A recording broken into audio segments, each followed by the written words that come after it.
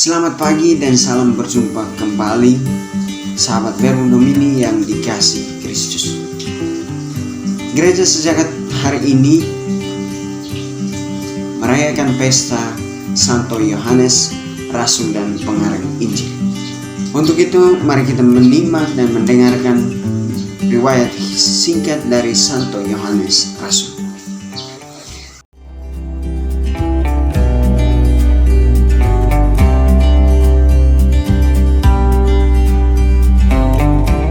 Dilansir dari katolik.com bahwa Santo Yohanes Rasul adalah anak Zebedeus, berasal dari Betsaida, sebuah dusun nelayan di pantai Tasik Genesaret.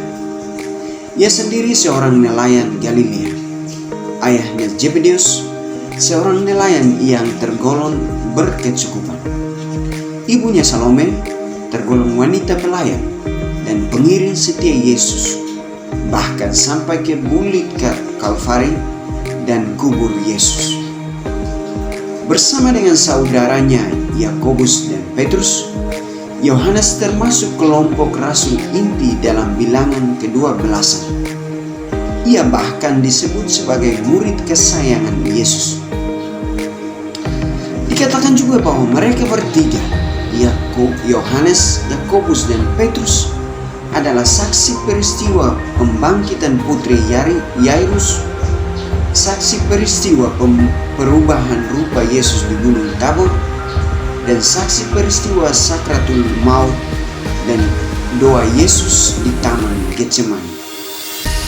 Bersama Andreas, Yohanes adalah murid Yohanes Pembaptis. Yohanes Pembaptislah yang menyuruh mereka berdua pergi kepada Yesus dan bertanya, "Rabi, di manakah engkau tinggal?"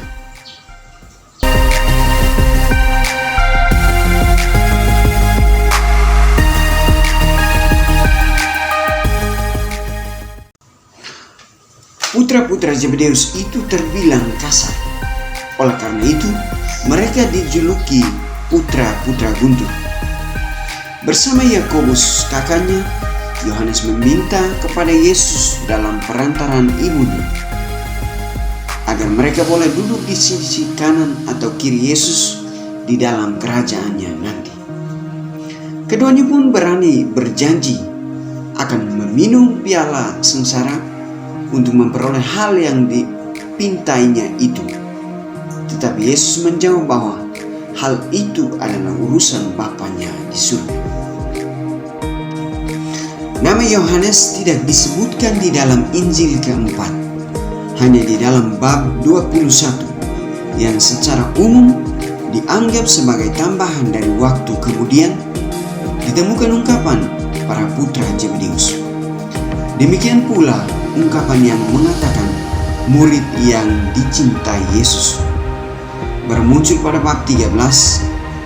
Di dalam jemaat purba, Yohanes menempati satu kedudukan sebagai pemimpin. Paulus menjuluki dia sebagai tiang agung atau sosok guru gereja. Di dalam daftar ke-12 rasul, kedudukannya langsung berada di belakang Petrus.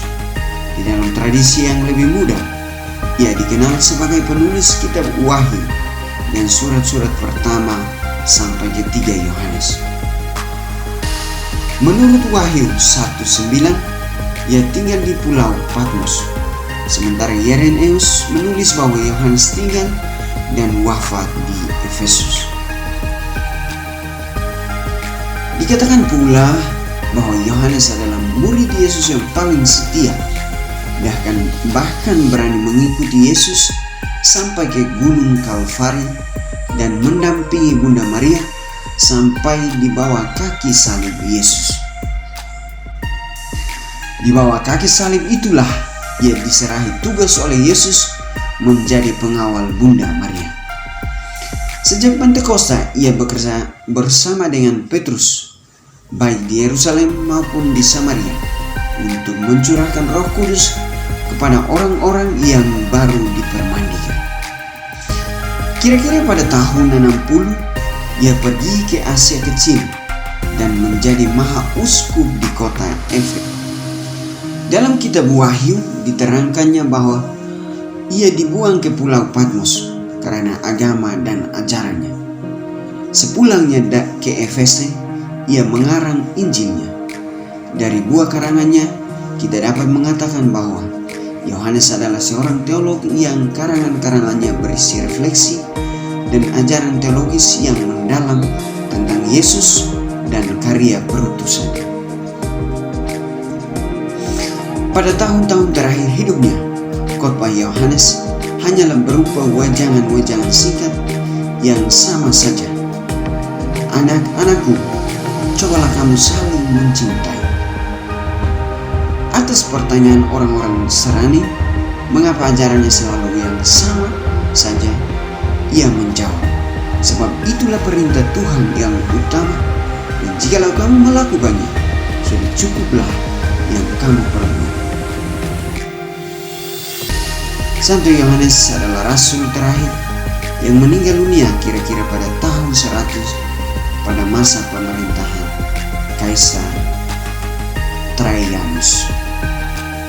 Sebagai pesan bagi kita, semoga kita belajar dari Santo Yohanes menjadi murid yang setia, taat dan melakukan perintah Tuhan, terutama mewartakan hukum utama, saling mengasihi sebagaimana Tuhan telah mengasihi dan menyerahkan diri dan hidupnya bagi keselamatan kita umat manusia. Semoga Tuhan memberkati kita sekalian.